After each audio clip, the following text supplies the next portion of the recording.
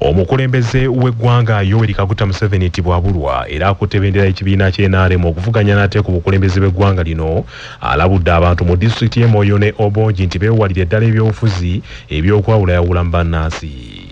Museveni olwaleero akalulu akawenjereza mu disitulikiti bbiri okuli Obongi ne Moyo era abaayo abategeezezza nti okunnyikiza obumu kye kimuyambye okuwangaalira mu kufuga. It is because of the politics of the NRM where we support the unity of all Ugandans. We don't care about your tribe, we don't care about your religion, we don't look at you whether you are a man or a woman. What we care about is how good you are as a person. That's how we are able to unite people politically. Like all of us now, we are members of the NRM from north to south, from east to west. That's why we are able to win elections on the first round. So we have been able to unite the politics of the country. And because of that ideology of unity, we have been able to build united national institutions with the army, the police, prisons, the civil service, the judiciary.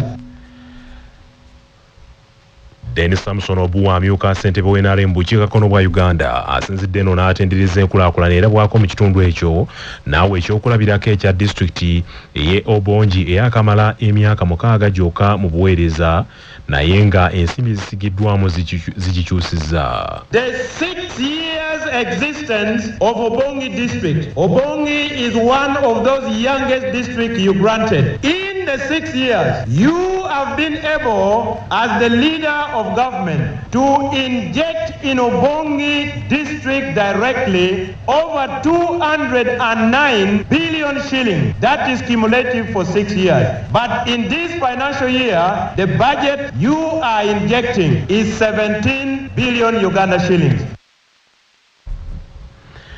Ebyo nga biri bityo akutte bendera ekibiina kya NUP ku bwa President Robert Kyagulanyi Ssentamu asuubizza bannayuganda nti agenda kutumbula ebyobulamu bya Uganda bannansi balekeraawo okuddukira amalwaliro ag'okumuliraana e Kenya okujjanjabirwayo. Kyagulanyi Ssentamu agambye nti kinakuwaza nnyo munnayuganda okufunira obujjanjabi obw'omulembe mu nsi ey'e Kenya ate nga Uganda erina abasawo abakugu nga n'omusolo munnayuganda aguwa. Kyagulanyi Ssentamu bino abyogedde asinziira mu disitulikiti y'e Busia gy'asabidde abaayo nti bamulonde eggwanga lifune enkyukakyuka gye lyetaaga. This is not just a vision. This is a plan. This is a clear plan. Tusobola bikola singa mutuwa permission. Netubanga fe controlling a national budget. Mwe national budget tujja kutolako 15% zigende mu kujjanjaba. Banange ba politician ba wano bwe balwala babajjanjabira Kenya, bafira Nairobi, bafire yona yona. Ekyo tekina kubeerawo. Milton Obote bamukuba masasi wano mu Uganda bamulongoseza Mulago. Idi Amin bali bamujjanjabira Mulago. Naye kati gwe MP wo bamujjanjabira mu constituency ye. Ba politician ba wano balwalira Bulaya kubanga malwaliro gaffe bagonoona. Atakutte bendera y'ekibiina kya FDC kuwa President James Nathan Nandala Mafabi asabye bannayuganda nti mulundi guno beeyambisa akalulu kaabwe nga balonda abantu abanaakyusa obulamu bwabwe so si abaagala okukkusa embuto zaabwe.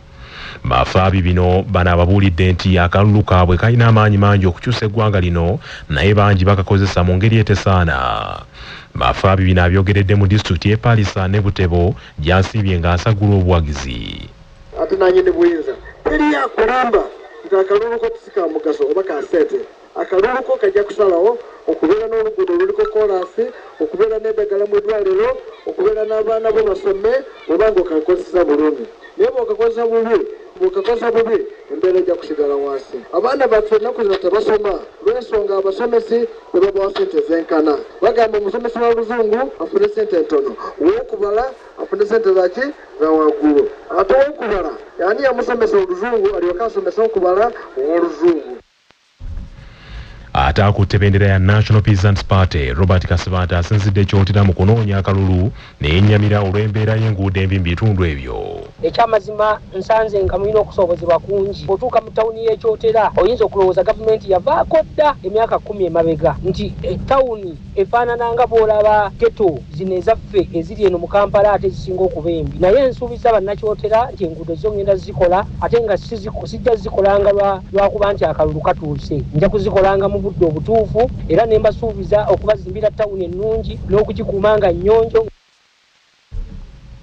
Atakutte bendera y'ekibiina kya Alliance for National Transformation Jeno Girigori Mugisha Muntu Oyera olwaleero alumazeeko ng'atalaga disitulikiti okuli Mubende, Mityana ne Kasanda gyasinzidde okwekokola abagunjufu abaasalawo okwesulubabba ebyobufuzi by'eggwanga lino ne babirekera abaffere. Omusasi waffe James Kaana Ssebuguziika bituwe. Olunaku olwaleero akwatidde ekibiina ki ANT Bendera kuba Pulezidenti Jeno Girigori Mugisha Muntu alumazeeko asagula buwagizi mu bendobendo lya Greater Mubende, ono nga kakuyegewe yamutandikidde Mubende n'agenda e Kasanda era olunaku n'alunzikira mu disitulikiti ey'Emityana. Ng'asinziira ku Kiyudaya Arena mu kibuga Mityana, Jeno Muntu yeekokkodde abantu bayise ab'ensa abategeera era abantu balamu abaasalawo okwesulubabba ebyobufuzi bya Uganda ne babirekera abantu ye bayise abayaaye. Jeno Muntu agambye nti abantu bano be batuusizza Uganda mu mbeera ey'okukaaba amaziga gy'erimu mu kaseera kano. Muntu ng'asinziira mu kibuga Mityana asabye abeeno okumulonda atereeze embeera kubanga kubavuganya bonna ye yekka omuntu mulamu era ow'amazima. Abantu abalina endowooza n'enkola ey'obufere bo tekuli kye batasobola okukola okutuuka we baagala okutuuka, ate bwe banga bamanyi nti waliwo ssente tuteekwa okugonjoola ekintu ekyo, kubanga abantu abeesimbu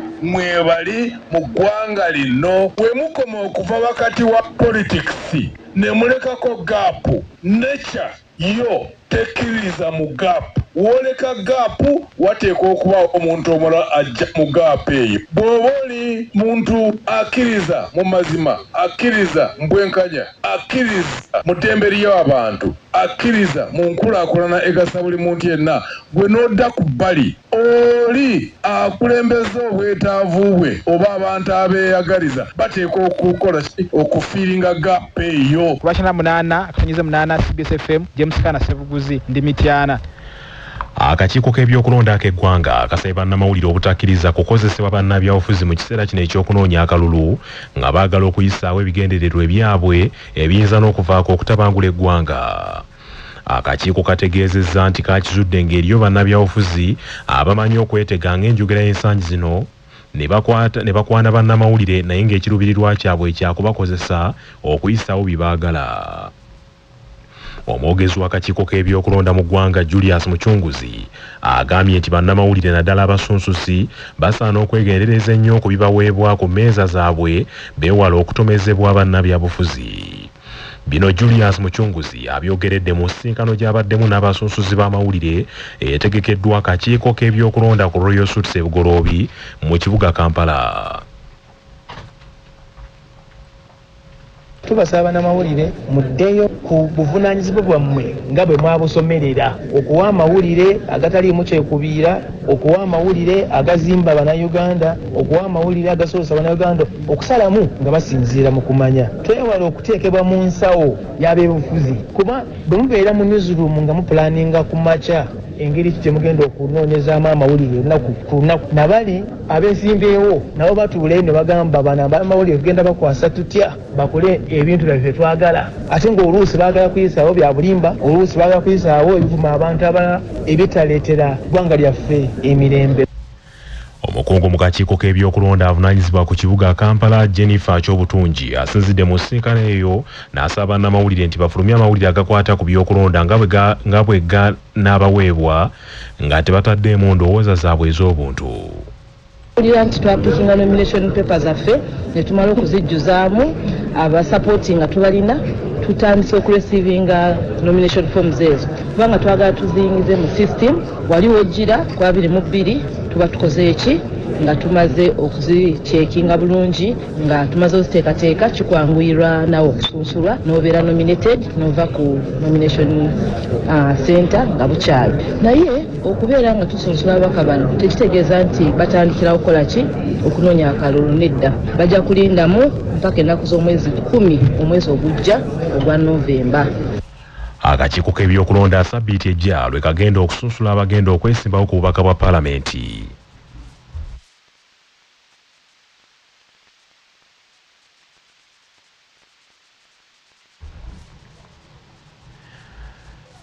Omulabirizi w'ennamirembe ekitaffe mu Katonda Moses Banja akoze enkyukakyuka mu baweereza b'ekkanisa mu bulabirizi obwo n'ebimu ku bitongole ebitambuza obulabirizi. Enkyukakyuka zino zikoleddwa mu bitongole okuli ekivunaanyizibwa ku by'obugagga by'ekkanisa ekimanyiddwa nga Namirembe State Office, eky'ebyenjigiriza, ekikola ku nsonga z'abavubuka n'ekivunaanyizibwa ku bakozi ku kitebe ky'Ennamirembe n'abaweereza ab'enjawulo mu busumba n'obusaabadiikoni. Mu nkyukakyuka zino Vika wa Lutiko Ennamirembe n'obusumba bw'e Katwettu Reverend Lutaya Luwanga Emmanuel na Assistant Vika Reverend Joseph Luvumu bakyusiddwa nga Reverend Luvumu atwaliddwa mu busumba bw'e Namasuba ate nga Reverend Lutaya atwaliddwa Kiwaatule. Reverend George Sennabulya okuva ekikandwa aleeteddwa ku Lutiko nga Assistant Vika ate nga Reverend Henry Lukyamuza abadde Kabowa kaakano ye Vika wa Namirembe omujja. Mwami Bob Guwatudde alondeddwa okutandika obuweereza mu kitongole ekya Namirembe State Simbagirawo. Ate Reverend Simon Lule abadde mu nsi eya South Africa atumiddwa mu busumba bw'ekkungu. Reverend James Kalongo agiddwa ekireka n'atwalibwa ekikandwa mu buweereza obwo. Ate Reverend Godfrey Kyanda agiddwa ekyebando n'atwalibwa ewampeewo. Reverend Nathan Nsubuga Buye ow'Ekigoowa atwaliddwa mu kanisa kanisa ya St. Rachel e Bulange. Ate Reverend Solomon Matovu okuva mu Busaabadiikoni bw'e Luzira kaakano afuuliddwa Assistant Vika ow'Obusaabadiikoni obwo. Reverend George Ekyetume okuva Ekiteezi atwaliddwa mu busumba bw'Ekiryagonja ewaava omusumba Mmere Ewooma eyagenda mu bulabirizi bw'emukono mu buweereza obulala. Ate Reverend Bobson Musamali okuva Ekiryagonja atwaliddwa mu busumba bw'Emwererwe.